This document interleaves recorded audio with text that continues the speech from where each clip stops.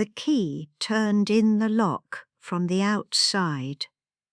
A simple sound I had heard 10,000 times in my life, but never quite like this. Never with me on the wrong side of the door. Never with my own pills clutched in someone else's hand. "You'll get them back when you calm down, Mom." Jennifer's voice came through the wood, clipped, final. The footsteps receded down the hallway I had walked, pregnant with her husband 43 years ago, when the carpet was new and the walls were white and this house was mine. I sat on the edge of Robert's side of the bed. The indent was still there in the mattress where he had slept for 39 years, gone now for 6. The house still smelled like his aftershave in certain corners, a woody warmth I would catch sometimes in the linen closet or by the coat rack. But those corners were shrinking. Jennifer had thrown out the aftershave bottle 3 months after the funeral, said the smell was dated. The pill bottles sat on her bathroom counter now, my blood pressure medication. The little white tablets that kept my heart beating steady. The anti-anxiety prescription Dr. Morrison had written after Robert died, the ones that made the weight on my chest bearable when I woke at 3 a.m. reaching for him. All of them gone. I looked at my hands. They were liver-spotted, the wedding band loose now on a finger that had grown thin. These hands had changed thousands of diapers, scrubbed decades of floors, signed the mortgage papers on this house when women needed their husband's permission to open a bank account. These hands had held my grandson the day he was born, had taught him to tie his shoes, had made him pancakes every Sunday until Jennifer decided Sundays were family time and my kitchen was too messy for company, too messy, my kitchen. The progression had been so gradual, I barely noticed it happening. First, it was Jennifer helping by reorganizing the pantry, throwing out canned goods that were expired, even though I had been eating from cans for 74 years without incident. Then it was her bringing her own sheets when they visited, saying mine smelled musty. Then Marcus, my son, started showing up with his laptop to help with the bills, his fingers flying over my bank statements, his face carefully neutral when he asked why I still paid for the newspaper subscription and the monthly donation to the animal shelter. "You don't need these expenses, Mom." "I like the newspaper. You can read it online." "I like holding it." The conversation ended there. It always ended there, with my preferences treated as eccentricities to be managed rather than choices to be respected. 6 months ago they moved in, just temporarily, Marcus said, his hand on my shoulder in that way that made me feel 90 instead of 74. "Jennifer's between jobs, Mum, and you've got all this space. It'll be nice having family around." I wanted to say no. The word sat in my throat like a stone, but Marcus's face was so hopeful, so certain, that I would do what I had always done, accommodate, adjust, make room. And Jennifer was already carrying boxes through my front door, commenting on how I needed to declutter, how the house would look so much better with fewer knickknacks. The knickknacks disappeared into the basement. The photos of Robert on the mantel were replaced with Jennifer's modern art prints. My favourite chair in the living room, the one with the embroidered cushion Robert's mother had made, was moved to the garage because it didn't fit the aesthetic. I became a function, Not a person, but a service. The woman who cooked their meals and paid the mortgage while they decided what colour to paint my walls. Now I sat in my locked bedroom with nothing but the clothes on my back and the realization that I had allowed myself to become so small that they thought they could simply erase me. The silence had weight to it, texture. It pressed against my ribs, settled in my lungs. Not the comfortable quiet of my own space, but the thick, suffocating stillness of captivity. Through the door I could hear Jennifer laughing on the phone downstairs, her voice bright and unburdened. Talking to her mother, probably, sharing some story about her difficult mother-in-law who won't listen to reason and makes everything so hard. I stood and walked to the window. The street looked the same as it had for 43 years. Oak trees I had watched grow from saplings, neighbours' houses I had seen repainted and renovated and sold to new families. Mrs. Chen across the street was watering her roses. The Johnsons' grandson was shooting baskets in their driveway. Normal life, continuing on while I disappeared. My hand went to my chest, feeling for the pendant that wasn't there anymore. Jennifer had borrowed it last week, said she wanted to have it cleaned as a surprise for me. The gold locket with Robert's photo inside, the one he had given me on our 25th anniversary. I hadn't seen it since. Everything I owned was being redistributed like I was already dead. But I wasn't dead. My gaze moved to the bookshelf across from the bed, Robert's collection of nautical histories, volumes I had dusted for 40 years without ever reading. The leather spines were cracked with age, the pages yellowed, decorative, invisible, perfect. The phone was exactly where Robert had left it 6 years ago, tucked inside the hollowed-out copy of Maritime Navigation, a comprehensive guide. He had shown it to me once, his eyes twinkling with that conspiratorial gleam he got when he thought he was being clever. Emergency phone, Maggie, just in case. You never know. I had laughed at him then, in case of what? Pirate invasion? But Robert had been serious in that quiet way of his. In case you ever need help and can't get to the regular phone, promise me you'll remember it's here. I had promised. My hands trembled slightly as I pulled the heavy volume from the shelf. The leather binding was cool and familiar under my fingers. I opened it carefully, and there it was. A flip phone from 2018, basic and reliable, the kind Robert preferred because they didn't spy on you with apps and nonsense. He had kept it charged, had checked it quarterly, had made sure I knew the passcode was our anniversary. 04/12/1979. The phone powered on with a soft chime. The battery showed 68%. Robert would have charged it in January, I realized, 2 months before his heart attack, 2 months before everything began its slow slide toward this locked door. I sat back down on the bed, phone in my lap, and let myself think.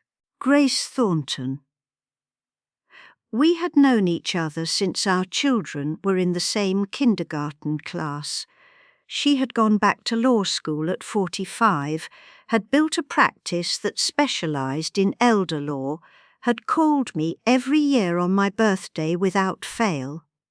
Last month she had invited me to lunch, and I had said no because Jennifer said it was too much driving and didn't I have enough on my plate already.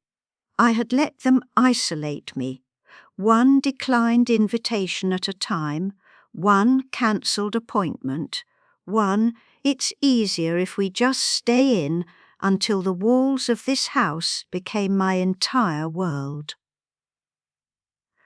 Not anymore.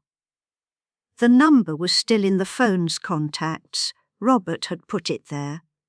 I pressed the call button before I could think better of it, before the lifetime habit of accommodation could convince me to wait, to be patient, to not make trouble. 3 rings. Then Grace's voice, warm and surprised. "Maggie? My God, I haven't heard from you in months. Are you all right?"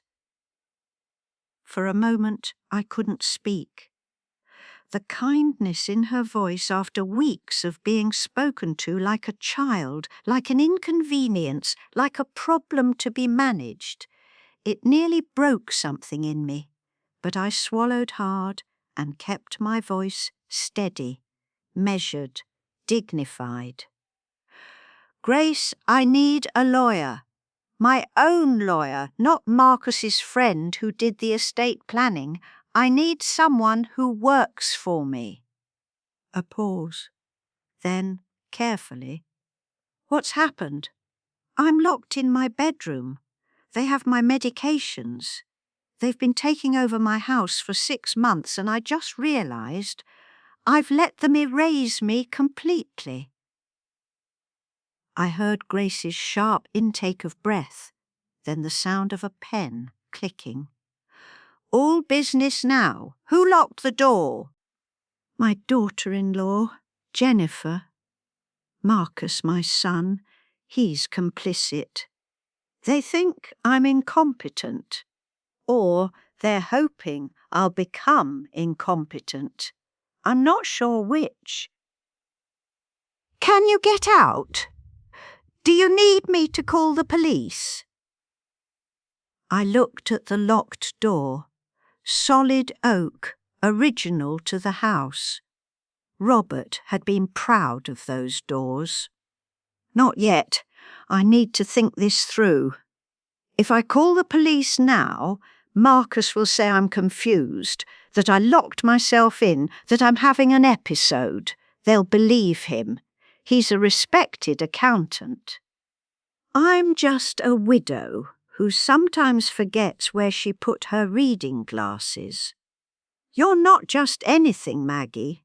Grace's voice was sharp. "And forgetting where you put your glasses doesn't give anyone the right to imprison you. But I understand what you're saying. Elder abuse cases are notoriously hard to prove when there's no physical evidence. Then we make it provable." The words came out stronger than I expected. I want to document everything. I want to know my legal options. I want to understand what I can do to take back my home. I could hear Grace typing. I'm making notes. First question, whose name is on the deed? Mine. Just mine. Robert left everything to me. Good. That's very good. And your will? Standard. Everything goes to Marcus. But Grace, I don't want to die. I want to live in my own house, on my own terms. You're not going to die, Maggie. Not if I have anything to say about it. More typing. I need you to write down everything that's happened. Dates, if you can remember them, when they moved in, when they started controlling your finances, when they started taking your things, every incident, every conversation you can recall. Can you do that? I looked around the bedroom. No pen, no paper. Jennifer had cleared out my desk 3 weeks ago, said she was organising it, and I hadn't seen my writing supplies since. I don't have anything to write with. Then just remember, for now just talk to me and I'll document it. We can formalise it later. When did they move in? And so I told her. All of it. 6 months of gradual suffocation, of watching my life get smaller and smaller. The cancelled subscriptions, the rearranged furniture, the way Marcus had taken over my bank accounts to help, and Jennifer had stopped asking before throwing out my belongings. The dinner party last week, where Jennifer introduced me as Marcus's mother, who lives with us, as if this weren't my house, as if 43 years of mortgage payments meant nothing. Grace listened without interrupting. When I finished, the silence stretched between us for a long moment. Maggie, I'm going to be very direct with you. What they're doing is called financial exploitation and unlawful restraint. If they're withholding your medications, that's also potential elder abuse. This is serious. This is criminal. Exploitations. Criminal. The word felt foreign in the context of my own son. Marcus, who I had rocked to sleep. Marcus, who had called me every Sunday until Jennifer decided the calls were too much, and now I was lucky to get a text once a week. What can I do? Right now, document. Preserve this phone so they don't find it. And I'm going to start preparing some paperwork. I'll need you to sign documents, but we can arrange that. Do they let you leave the house? Not lately. Jennifer says I'm not steady on my feet. Are you steady on your feet? I walked 2 miles every morning until she started insisting I was risking a fall. The bitterness leaked through despite my best efforts. All right. Here's what we're going to do. I'm going to file for an emergency protective order. It'll take a few days. In the meantime, is there anyone else who has access to the house? Anyone who could check on you? I thought about Mrs. Lopez, who cleaned for me every Thursday. Sweet woman, mother of 3, who always asked about my health and meant it. Jennifer had tried to fire her last month, said they didn't need the expense, but I had insisted. It was one of the few battles I had won. The cleaning lady. She comes Thursday, tomorrow. Perfect.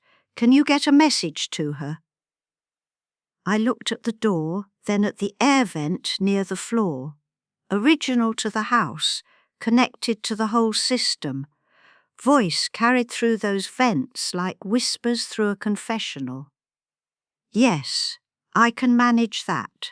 Thursday morning arrived with the sound of Jennifer's voice in the kitchen, bright and cheerful as she talked to Mrs. Lopez. I could hear it through the floor, the way you hear everything in an old house when you've lived in it long enough to know its acoustics by heart. Oh, Maggie's not feeling well today. Best not to disturb her. Just focus on the downstairs, okay? Mrs. Lopez's response was too quiet to make out. I pressed my ear to the floor, then gave up and moved to the air vent. Robert used to joke that you could hold a conversation from the master bedroom to the kitchen if you spoke into the vents. He had tested this theory many times, usually to tell me dinner was ready when I was upstairs reading. I knelt by the vent. The metal grate was screwed in, but loosely. I had noticed this before, had meant to tighten it. Now I was grateful for my own procrastination. The paper had been harder to find. I had finally torn a page from the back of one of Robert's books, a blank note page meant for the reader's thoughts. Robert would have forgiven me. He would have helped. I had written carefully, using an old eyeliner pencil from my bathroom drawer, the only writing implement Jennifer hadn't confiscated. Mrs. Lopez, I am locked in my room. They have my medications. Please call wellness check. Tell them I cannot get out. Please don't tell Jennifer you found this. Thank you. Margaret Winters. Simple, direct, undeniable. I folded the note small and waited for the sound of Jennifer's car pulling out of the driveway. She always went to the gym on Thursday mornings, yoga class at 9:30. She would be gone for exactly 90 minutes. The engine started, the garage door lowered, silent. I pushed the note through the vent grate, letting it fall into the ductwork below. Then I spoke quietly but clearly into the metal opening. Mrs. Lopez, there's a note in the vent. Kitchen vent, please. I didn't know if she could hear me. I didn't know if she would find it. I didn't know if she would believe it, or if Jennifer had already poisoned her against me with stories of my confusion and paranoia. All I could do was wait. The silence after that had a different quality to it. Not the suffocating stillness of captivity, but something else. Something that felt like held breath, like potential. I sat on Robert's side of the bed and let myself notice the weight of it.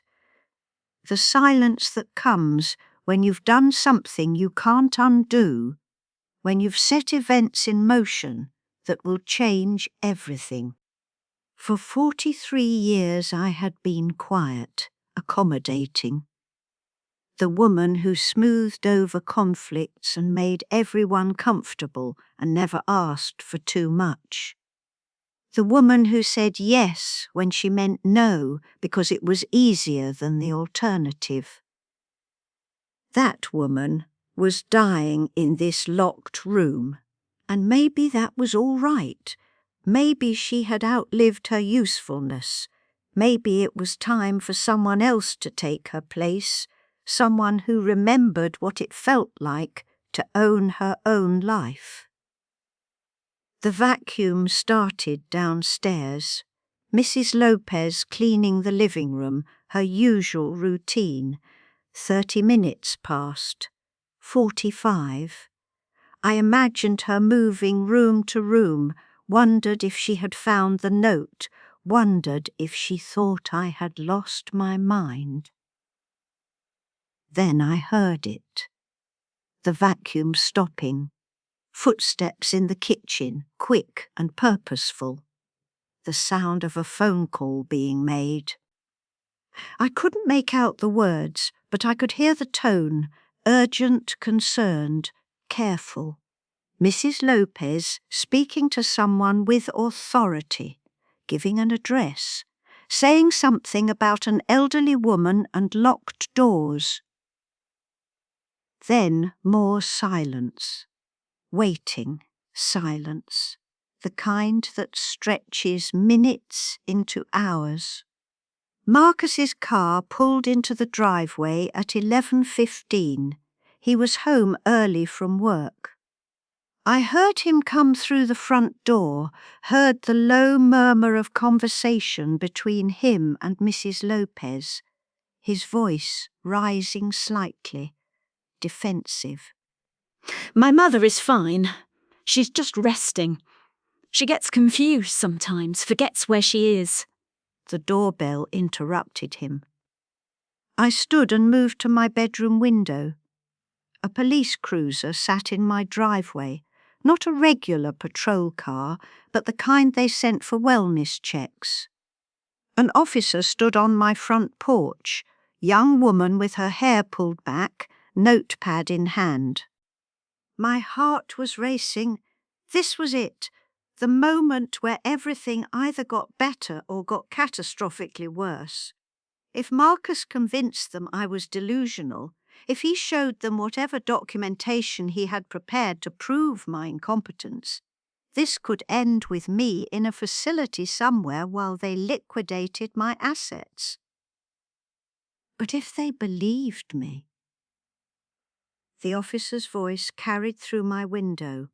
"Sir, we received a call about a vulnerable adult. I need to do a visual confirmation that Mrs. Winters is safe and has access to her medications." Of course. She's just upstairs. She's been feeling under the weather." I'll need to see her, in private. A pause. Then Marcus's voice strained. Of course. Footsteps on the stairs, the key turning in my lock. The door opened and Marcus stood there, his face carefully neutral, but I could see the tension in his jaw. Behind him, the officer waited. "Mum, there's someone here to see you. A wellness check." "I told her you're fine, but she needs to..." I stood straight, looked past my son to the officer. "My name is Margaret Winters. I own this house. I have been locked in this room since Tuesday. My medications have been withheld from me. I am 74 years old and I am not confused." My voice didn't shake, not once. Marcus's face went white, then red. "Mum, that's not..." "You were upset. We thought you needed to calm down." The officer stepped around him. "Mr. Winters, I'm going to need you to step back." "Mum, can you tell me where your medications are?" "My daughter-in-law has them, Jennifer Winters. She took them Tuesday afternoon before she locked the door." "Mum, please, you're making this sound..." "Where are the medications, Mr. Winters?" Marcus's mouth opened and closed. I watched him calculate, watched him try to find a story that would make this acceptable. He couldn't. There was no story that made it acceptable. "I'll get them," he said finally, and left the room. The officer looked at me, really looked at me. Not the way Jennifer looked at me, like I was a child who needed managing. Not the way Marcus looked at me, like I was a problem requiring solutions. She looked at me like I was a person who deserved answers. "Mrs. Winters, are you safe here?" "No." The word came out steady and sure. "No, I'm not safe here." She wrote something in her notepad. "Do you have somewhere else you can go?" I thought of Grace's offer on the phone. "I have friends, but this is my house. I shouldn't have to go anywhere." "I understand, but for tonight, I'm going to strongly suggest you accept alternate accommodation while we investigate. Would that be all right?" Behind her, Marcus returned with my pill bottles, all 4 of them. The officer took them, examined the labels. "These are prescribed to Margaret Winters. Do you have medical power of attorney over your mother, Mr. Winters?" "No, but..." "Then these medications should be in her possession, not yours." She handed them to me. The plastic bottles were cool and light in my hands, such small things, such enormous symbols of everything I had lost. "I'm going to need you both to come down to the station to make statements. Mrs. Winters, do you have anyone who can stay with you while you pack a bag?" I'll call someone. Mrs. Lopez appeared in the doorway, her face worried.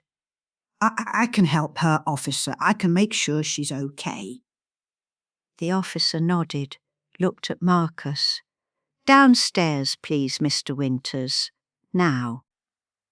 And just like that, I was no longer a prisoner in my own bedroom. The hospital room was quiet in a different way than my locked bedroom had been. This silence was clean, clinical, the kind that comes from machines humming their steady rhythms and nurses moving on soft-soled shoes.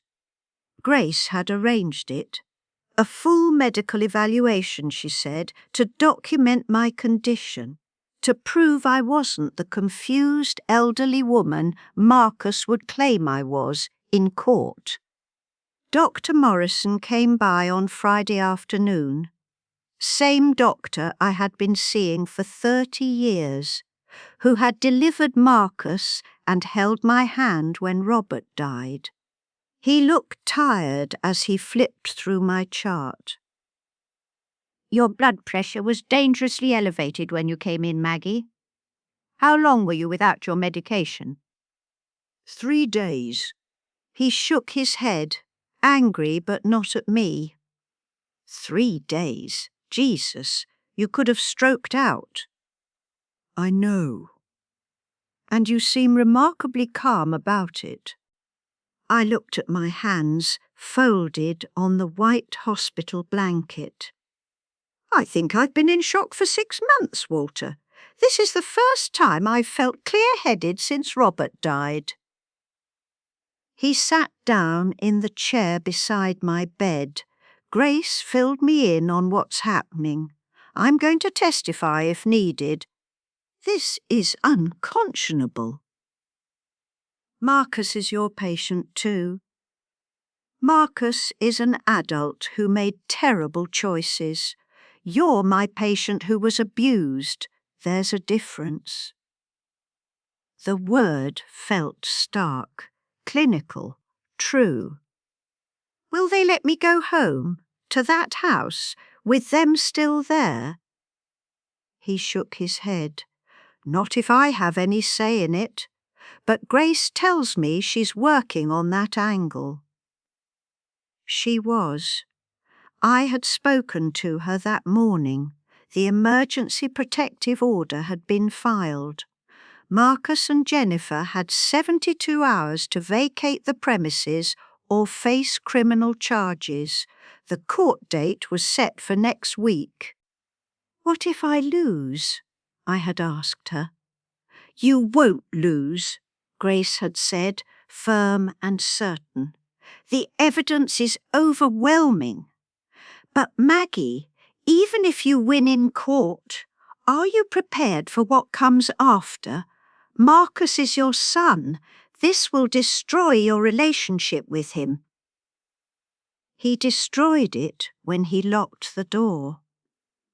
Now, alone in the hospital room, I let myself feel the weight of that truth. My son, the baby I had nursed and raised and sacrificed for, gone. Maybe not physically, but in every way that mattered. The person who locked me in that room wasn't the boy who used to bring me dandelions from the yard. That boy had disappeared somewhere along the way, replaced by a man I didn't recognize. The grief sat in my chest like a stone, heavy, permanent. The knock on the door startled me. I expected another nurse, another vitals check. Instead, a young man stood in the doorway, 23 years old, with Robert's eyes and my stubborn chin. Grandma, Dylan, my grandson, Marcus's son from his first marriage. I hadn't seen him in 8 months. Jennifer didn't like him, said he was irresponsible and a bad influence. Marcus had stopped inviting him to family dinners. Dylan! I sat up straighter, suddenly aware of how I must look, hospital gown, uncombed hair, bruises on my arms from the blood pressure cuff and IV. How did you? Mrs. Lopez called me. She said you were in the hospital. She said... His voice cracked. She said Dad locked you in your room. That you didn't have your medications. Is that true? I looked at this boy, this man, who had always been more mine than his father's. I had raised him for 2 years when Marcus and his first wife divorced, when Marcus was too broken to function, and Dylan was just a baby who needed someone to hold him. Yes, it's true. He crossed the room in 3 steps and wrapped me in a hug that smelled like coffee and the cologne he wore that was too strong. I felt his shoulders shake. He was crying. My grandson, who never cried, was crying. I'm so sorry, I knew something was wrong. Jennifer stopped letting me visit and Dad made excuses and I just let it happen. I'm so sorry. It's not your fault, sweetheart. I found it this morning. The letter. I pulled back. What letter? In Grandpa's study, behind the photo of you 2 at the beach. You remember? The one where you're both sunburned and laughing. He pulled a folded paper from his jacket pocket. My handwriting from 2 years ago. A letter I had written to Dylan after Robert died and then hidden, too afraid to send it. The letter that said, if anything ever happens to me, if I ever seem different, or if they tell you I'm sick when I'm not, please remember, I love you, I trust you, and I want you to fight for me if I can't fight for myself. You hid it, Dylan said, like you knew. Even 2 years ago you knew something might happen. Had I known? Or had I just been a widow learning to be afraid of her own vulnerability, trying to protect herself in the only way she knew how, by leaving messages for the future, by preparing for worst-case scenarios that felt paranoid even as she wrote them down? I was scared, I admitted. After Robert died, I was so scared of ending up alone and helpless. I never thought it would be Marcus who I couldn't finish. Dylan sat on the edge of my bed, still holding the letter.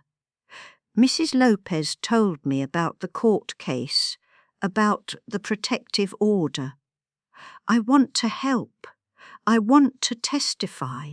I want to tell them what kind of person you are, that you're not confused or incompetent or whatever bullshit story Dad is planning to spin. Dylan, he's your father. Yeah, and you're my grandmother who basically raised me, who taught me to ride a bike and helped me with my college applications and never once made me feel like I was a burden, even when I know I was.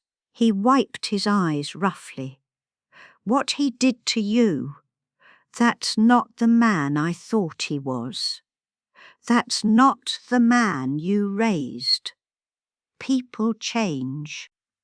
Not that much. Not unless they were always capable of it and just hiding it better. The truth of that settled between us. Marcus, who had always been a little too concerned with appearances, who had always valued status over substance, who had married Jennifer because she looked good at company functions, not because she made him happy. I had seen it. I had always seen it. But he was my son, and so I had made excuses, had convinced myself that his flaws were just youthful ambition that would mellow with time. They hadn't mellowed, they had metastasized. If you testify, I said slowly, it will destroy your relationship with your father. Good. The finality in his voice surprised me. He saw my expression and softened slightly. Grandma, I love my dad. Part of me always will, but I can't. I won't pretend this is okay. He hurt you. He could have killed you. And for what? So he could have your house? So Jennifer could play interior decorator with your furniture? It's sick. He was right. It was sick. The proportionality of it, my life weighed against their convenience, made me want to laugh and cry at the same time. I'd like you there, I said finally, at the hearing. It would help to see a friendly face. He squeezed my hand. I'm not just going to be there. I'm going to make sure everyone in that courtroom knows exactly who you are, not some confused old lady they can dismiss. You're Margaret Winters. You worked 3 jobs to put Dad through college. You volunteered at the food bank for 20 years. You taught Sunday school. You're everything. And they're going to see that. The grief eased slightly. Not gone, but shared now. Lighter, because someone else was carrying part of the weight. Grace says I can go home tomorrow, I told him. To the house. Marcus and Jennifer have to be out by then. I'll come with you, help you settle back in. I can stay for a while if you want. My apartment lease is month to month, and frankly, I'd feel better knowing you weren't alone. I know you don't need a babysitter. But maybe I need to do this. Maybe I need to know I'm not like him, that I'm the kind of person who shows up when it matters. I looked at this young man, so earnest, so determined to be good in a way his father had failed to be. You're already that person, Dylan. You've always been that person. He stayed until visiting hours ended. We talked about small things, his job at the marketing firm, his girlfriend, the apartment he was thinking of buying. Normal things. A reminder that life existed beyond hospital rooms and court cases and betrayals. When he left, the silence returned. But it was different now. Not lonely, not suffocating, just quiet. The way silence is supposed to be when you're alone with your thoughts and they're not all terrible. I thought about Marcus, about the little boy who used to crawl into bed with me during thunderstorms, about the teenager who had cried on my shoulder when his first girlfriend broke his heart, about the man at Robert's funeral who had delivered a eulogy so beautiful I had believed, for a moment, that he still had his father's kindness somewhere inside him. That man was gone. Or maybe he had never existed. Maybe I had loved a version of my son that was more hope than reality. The grief was enormous. But so was the relief. I was free, actually truly free for the first time in 6 months. Tomorrow I would go home to my house, my life, my terms. The thought should have terrified me. Instead, it felt like breathing after being under water too long. The papers were served at 9 a.m. Saturday morning. Grace had arranged for a process server who specialised in elder abuse cases, a woman in her 50s who had, she told me later, served dozens of these orders and never gotten used to how families could betray each other. I wasn't there when it happened. Grace thought it better if I waited at her office, if I didn't have to see Marcus's face when he realised the full extent of what was coming. But Dylan was there. He had insisted. He recorded it on his phone. Later, in Grace's office, he showed me the video. Marcus standing in the doorway of my house, reading the emergency protective order, the financial freeze notice, the eviction papers, his face going from confident to confused to something close to panic as he read the details. Jennifer appeared beside him, already angry before she understood what was happening. "What is this? Is this some kind of joke? Marcus, tell them!" "It's from a judge." Marcus's voice was hollow. "We have 72 hours to vacate. All assets frozen pending investigation. Court date set for Thursday." "That's ridiculous! This is our home! She can't just—" "It's not our home." Dylan's voice on the video, quiet but firm. "It's Grandma's home. It was always her home. You were just squatting in it." Jennifer's face twisted. "You don't know what you're talking about. She's not capable of—" "Of what? Living her own life? Making her own choices? The judge seems to think she's plenty capable." I watched Marcus's face in the video, watched him realise that this was real, that his mother, the woman who had always accommodated, always yielded, always made it easy for him, had finally pushed back. And unlike every other time in his life when someone challenged him, he couldn't charm or manipulate or wait out this particular problem. The law was involved now, the kind that didn't care about his excuses. I went home that afternoon. Dylan drove me.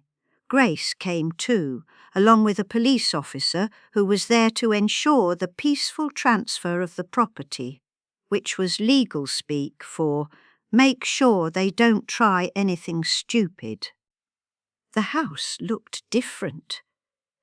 It took me a moment to understand why, and then I realised it looked like mine again. Jennifer's art prints were gone from the walls. The furniture had been moved back, not to its exact original positions, but close enough that I could tell they had tried. My embroidered chair was back in the living room. Robert's photos were on the mantel. Marcus and Jennifer's belongings were stacked in boxes by the front door. They were in the kitchen when we entered. Jennifer's face was blotchy from crying. Marcus looked older than he had a week ago, the lines around his mouth deeper. "Mum!" He took a step toward me.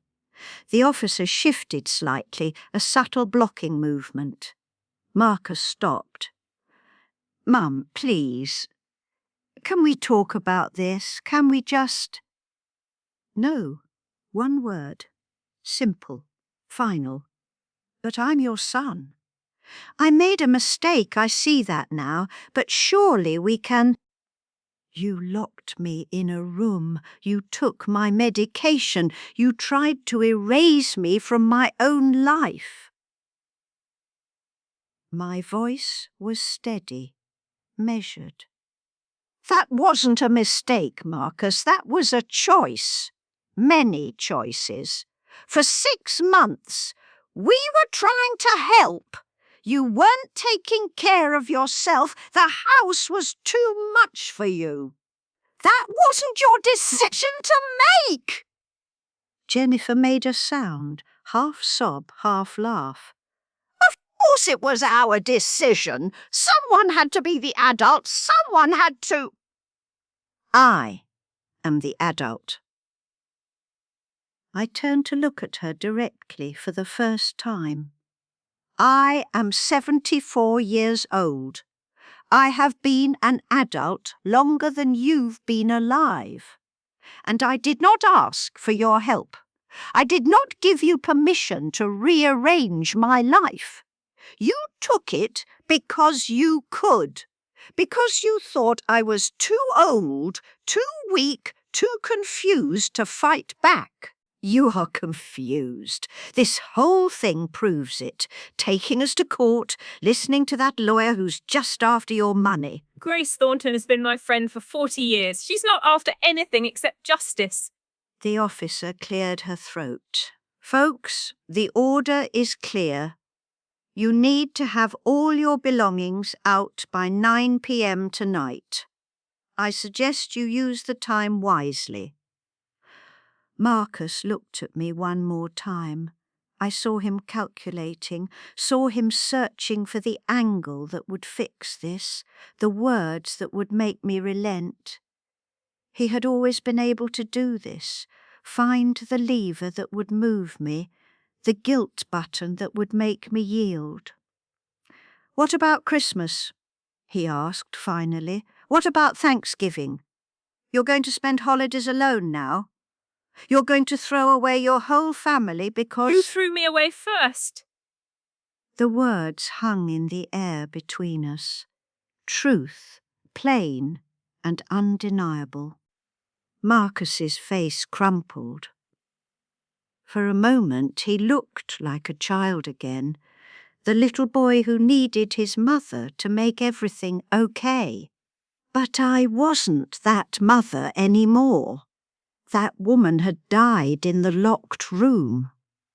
This version of me was harder, clearer, less willing to sacrifice herself for other people's comfort.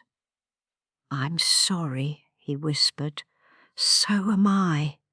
Dylan touched my arm gently. "Grandma, let's go to the kitchen. Let them pack." I nodded and let him guide me away. Behind me, I heard Jennifer's voice rise, angry and desperate. "This is insane! She's going to end up in a nursing home within a year, and then what? Then she'll come crawling back to us and—" Actually, Grace's voice cut through, crisp and professional. "Mrs. Winters has a comprehensive care plan in place. She has a lawyer, a medical team, and a support network that doesn't include either of you. So I'd suggest you focus on your packing and less on prognostications about her future." In the kitchen, I sat in my embroidered chair, Robert's mother's chair, the one Jennifer had exiled to the garage, and let myself breathe, really breathe. The kitchen smelled like lemon cleaner and coffee, familiar and mine. Dylan made tea, set it in front of me in my favourite mug, the blue one with the chipped handle that I had used for 30 years. Jennifer had tried to throw it out last month.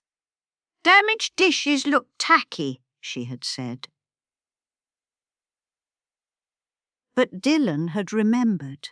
He had found it, saved it, brought it back. "Thank you," I said, "for the tea, for everything." He sat across from me. "What happens now, after they leave?" "I live my life on my terms." "And if they fight, if they contest the order, then we go to court Thursday and a judge decides. But Grace says the evidence is overwhelming.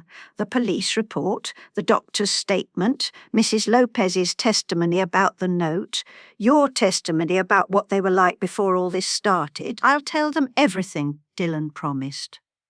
Every time they stopped me from visiting, every excuse they made, every lie they told about you being too tired for company. From the living room, the sounds of boxes being packed, tape ripping, muffled arguments, the dismantling of their temporary kingdom. At 8:45 p.m, they carried the last box to a U-Haul in the driveway.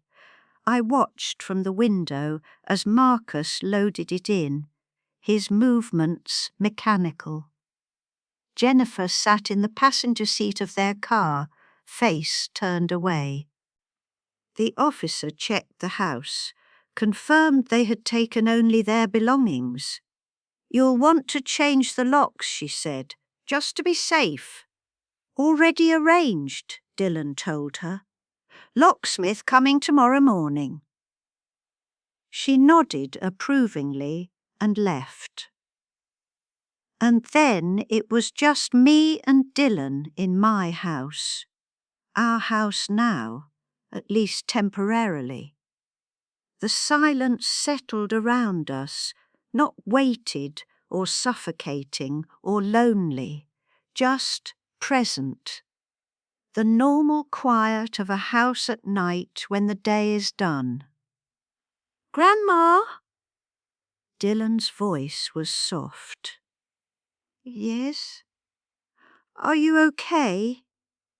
I thought about the question, really thought about it.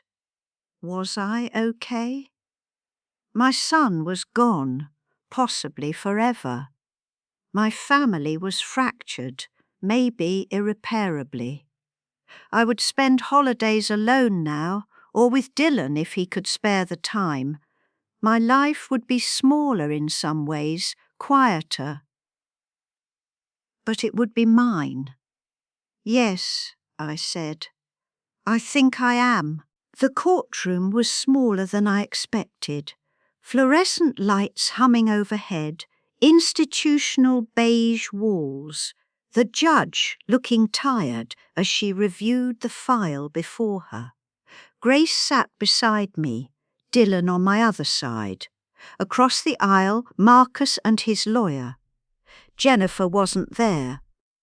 According to Dylan, they had separated.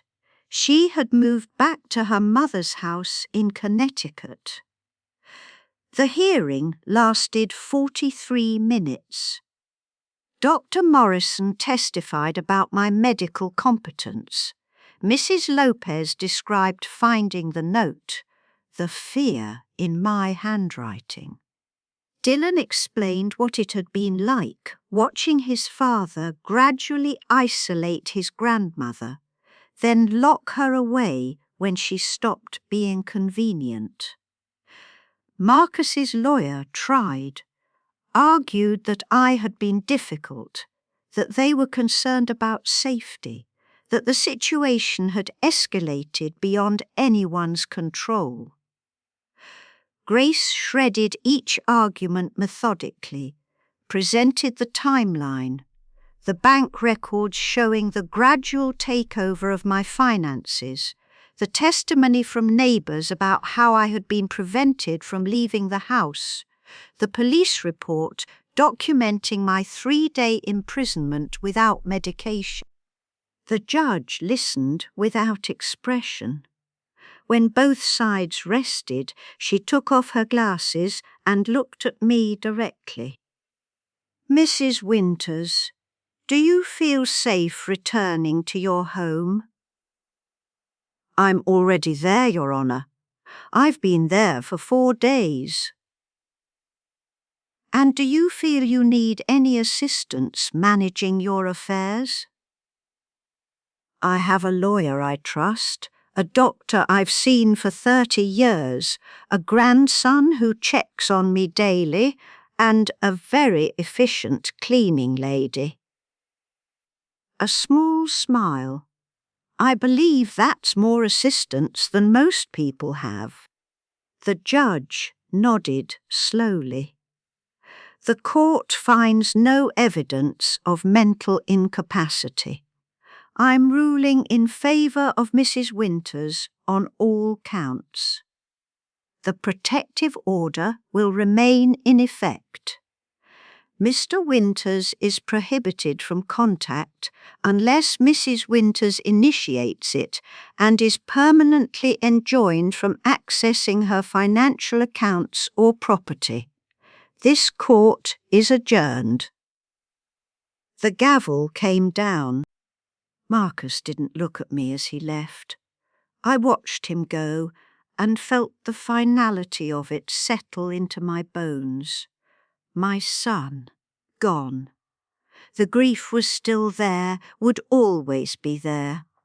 But it was manageable now, a scar instead of an open wound. The locksmith came the next morning, changed every lock in the house, front door, back door, garage, bedroom.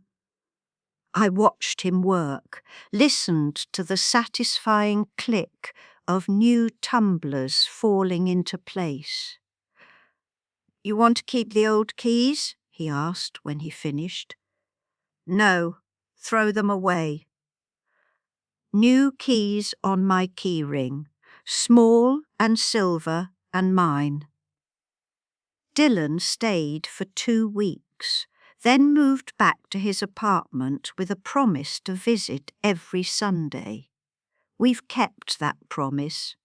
Every Sunday he arrives with bagels and the newspaper, and we sit in the kitchen drinking coffee while the morning light slants through the windows. I finally got around to cleaning. The house feels different now, lighter somehow. I've been slowly reclaiming it, putting Robert's books back where they belong, hanging the photos Jennifer took down, buying new throw pillows that I actually like, instead of ones that match the aesthetic. My pills sit in a weekly organiser on the kitchen counter. I fill it myself every Sunday night. Such a small thing, such an enormous victory. I think about Marcus sometimes, wonder if he understands what he did, wonder if he tells himself a different story, one where I'm the villain and he's the misunderstood son trying to help his difficult mother. Maybe that's easier for him. Maybe that's what he needs to believe. I've stopped needing him to understand. If you're reading this and recognizing yourself, the one who always says yes when you mean no, who makes yourself small so others can be comfortable, who lets them chip away at your dignity in tiny increments until one day you wake up locked in a room that used to be yours, please know this. Your silence isn't kindness. It's abandonment of yourself. Your boundaries aren't selfishness. They're the foundation of your personhood. And your no, when you finally speak it, isn't the end of love. It's the beginning of self-respect. Age doesn't diminish your right to autonomy, doesn't make you less deserving of dignity, doesn't transform you from a person into a problem requiring solutions. You are allowed to reclaim your life, even at 74, even at 84. Even when they tell you it's too late, you're too old, you should just accept their help and be grateful. You're allowed to be ungrateful for a cage, no matter how nicely they've decorated it. I'm sitting in Robert's chair now, the one by the window where the afternoon light pools warm and golden. My pills are taken, my tea is steeping. The house is quiet in the way it's supposed to be. Not the silence of erasure, but the peace of solitude, chosen freely. Tomorrow, Dylan and I are driving to the coast. I haven't seen the ocean in 3 years. Jennifer said it was too far and too risky, and what if something happened? But I've decided something. I'm done living my life in what-ifs. I'm done making myself small. I'm done apologizing for taking up space in a house I paid for, in a life I earned. The keys sit on the table beside me. New locks, new boundaries, new equilibrium. I pick up my tea, the blue mug with the chipped handle, the one I refused to throw away, and I let myself smile. Outside, the oak trees are budding green. Spring coming, the way it always does, the way it will continue to come, year after year, long after all of us are gone. But for now, I'm here, present, free, and that's enough.